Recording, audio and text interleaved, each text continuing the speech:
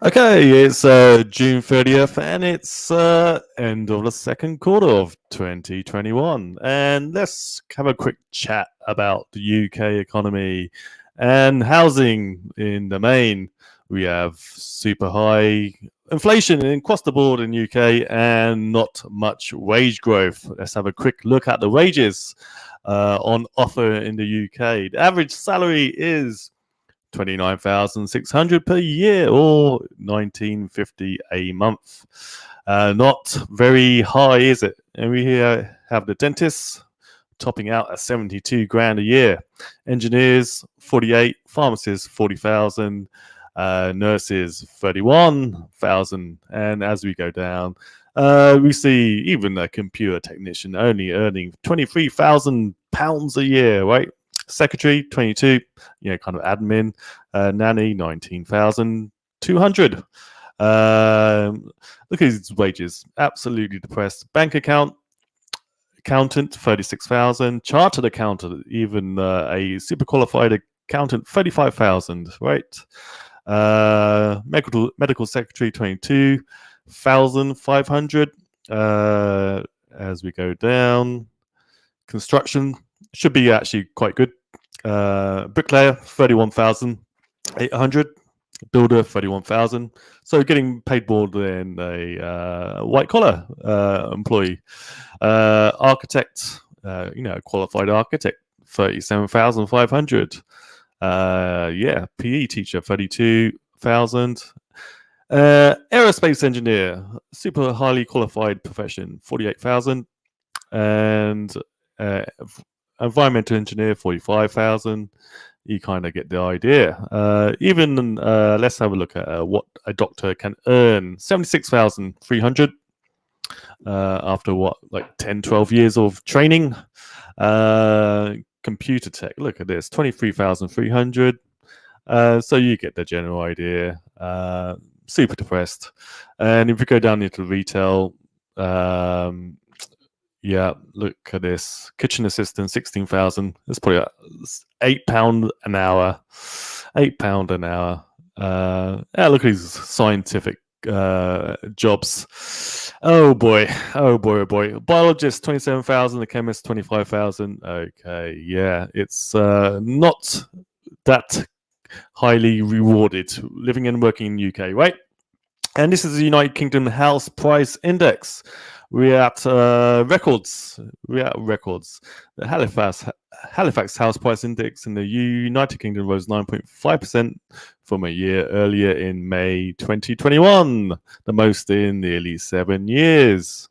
And look at this growth from here. And this is the index, not the actual price in pounds. So you can see it started at maybe 50 on the index in the mid 80s, and we're approaching 500. A 10x on housing in just over 30 years. Quite insane. And here's an article by Tyler Durden from this morning. Tyler Durden on Zero Hedge, and authored by Bill Blaine, morningporridge.com. Never live more than 15 minutes away from a pizza shop. Good advice, I say. Pizza is life, right? The UK housing market is red hot, up 13.4% over the last year. But it's fueled on stamp duty holidays and ultra low rates. Will it hurt? If so, how much? And you can see a fixer-upper, a property with potential, as a estate agent may call it.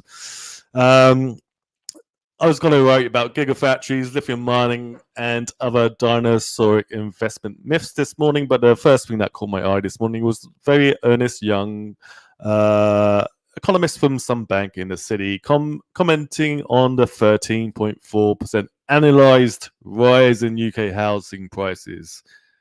He was asked to explain why, during the worst economic shock in 300 years, pandemic, if anyone's forgotten, house prices were on the up. He went into behavioral analysis about couples reassessing work-life balance, deciding to upsize, moving out of the conurbations. That's a new word for me. I have to look up that. etc. Twaddle, utter twaddle. Famously, economists will never agree on anything. Very true indeed. Put 3 of them in the box and respect 4 different theories on box economics. Suffice to say, I disagree with the young man.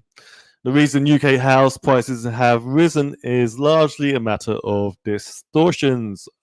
Over the last 12 months, it's been the stamp duty holiday, which is basically the transaction costs imposed by the government when you make a real estate purchase. But longer term, the absurd level of interest rates, a distorted monetary phenomenon, has been a massive factor driving asset inflation of the housing stock. And again, you got to look at this as an asset with a supply and demand and kind of issuance, right? New housing builds will increase the housing supply, and demand will be a factor of the cost of money, the cost of the mortgages, etc. Sure, there will be an element of the self-satisfied middle classes and company directors deciding to monetize their rising pension pots, stock portfolios, and bonuses, which rose on the back of stock buybacks. Well, actually, take a quick look at a UK FTSE. It's not looking too healthy, in my opinion. So this is for the best part of the last decade. It starts at 2010, and we got this kind of head action. Would it turn into a right shoulder? That's the question, eh? Unlikely, because it's so much higher than this left shoulder. But you never know. You never know. Back to the article. Upper end homes. So here we go. Stock buybacks. All these gains are consequences of low interest rates creating financial asset inflation. It has encouraged those fortunate holders of financial assets to scale up. Explaining why it takes about 7.3 microseconds for a second home in Rock to sell. Upper end homes are a good example of how financial asset inflation has migrated into the real economy. But for everyone else, there is reality. First up, it's a ridiculous notion to think the UK population could collectively decide to all upscale their housing simultaneously. The UK is short of housing stock. Each band of stock is limited. It's famously a ladder. To find the right home requires that homes to be on sale and to be able to sell your current home. If the middle classes all collectively decided to move to a new house with one more bedroom and a nice view, it would just not be possible. Yeah. She, who is Mrs. Blaine, have thought long about the home we really want. Close to the sea, an airport, train station to London, fantastic views, easy maintenance, small garden, but plenty of outdoor entertainment space, lock up and go, etc. After 12 years, we gave up looking. 12 years looking, right? Concluded it did not exist anywhere and built it for ourselves. It should be finished in the next few weeks. Which leads to the question of who steps in to buy the houses for sale as people climb that ladder, right? Think of a step ladder. You know, it's kind of basically a pyramid, right? You've got a lot of stock on the bottom, and the more desirable houses as you go up the ladder get less and less. UK property has not been this unaffordable for over 140 years. The average UK house price is now £245,000. In dollars, that would be, quick math, $350,000 approximately. With a £12,500 deposit, which is 5%, that would require a £60,000 annual salary to afford an optimistic 4x multiple mortgage. So yeah, in UK, getting mortgages is kind of a difficult affair. Average UK salary is 38,600. Okay, a little bit higher than the website I shared, which was 29,600. That could be, but median earnings are only 30,000. Okay, here we go. That makes confirmation. Meaning, even the average UK house is at least double the price most people in the country can possibly afford. At 8 times earnings, the UK home market is apparently at its most affordable level since the 1880s. Dickens' time, I believe. There are a few times the number shows spikes above 8 times, but let's not quibble. The sheer unaffordability sounds shocking, but home ownership is a comparatively recent thing. That is true. Given prominence by the Thatcherites, this is back in the 80s, privatization of the public-owned rental stock of council homes. Yes, that actually kept a lid on prices, having a stock of affordable rentals that the UK government owned. They all got sold off by Thatcher at the behest, or would say, or the banks. I would argue the blessed Margaret Thatcher, aka Milk Snatcher, as I recall Grandad branding her, is as responsible as anyone for the global financial crisis of 2007 to 2031. Wow, he's projecting another 10 years of pain in the UK. So a lot of Thatcher's economic policies were actually driven by the Chicago boys.